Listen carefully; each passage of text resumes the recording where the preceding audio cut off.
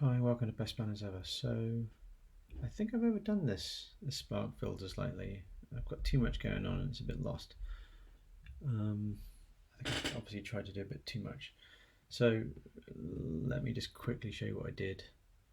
Basically, over there. So, I initially booted up the template that you have access to, which is the neck bow tie, and then I attached.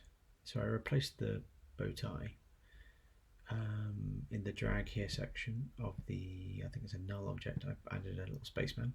The spaceman I got off poly.google.com. I'll link a description. I'll link that down in the description.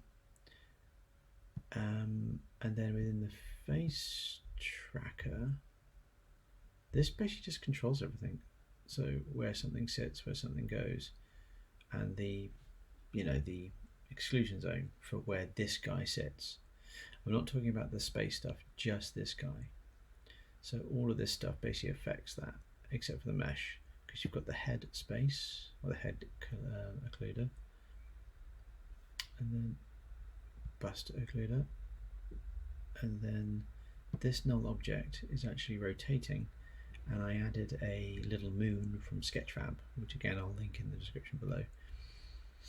Just to, well, I'm in space, so why not? And then as I'm in space, why not have a spacey background?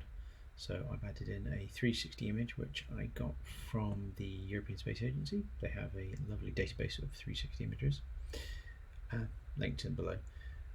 And then I basically attached that little 3D object. Oh, sorry, I'm talking about the sphere. So the sphere is literally a 3D object which you can get out of the asset library down here. So in there you can go from there, AR library. I then added that, placed it where the camera is, scaled it up to 40 by 40 by 40. Then I added an image to the material. I think it was this, yeah, here, there's the image, right? And then here's the material. And then it's down here, so the render options, it's initially set to front, but because of this sort of funny cropping, I think you need to set it to back.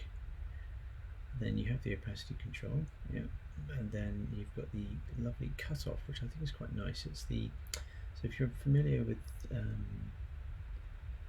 After Effects, it's like the feathering edge, basically, but they call it the cutoff. So you've got a little bit of adjustment of the cutoff, so you can get more of a defined edge. Obviously, it still picks up the colouring from the background behind me. You can add some colour in, but I don't think I'll bother. I think I'll just leave it as is. I'm still learning, so I'll learn to improve. And then the only animation I've done within the patch editor, and so I created two quick loops. One is for the null object that's going in a circle. So there it is there. So basically I just said rotate 360 degrees, so on the Z axis. And then I added a rotation again, 360 degrees. I added it to the moon.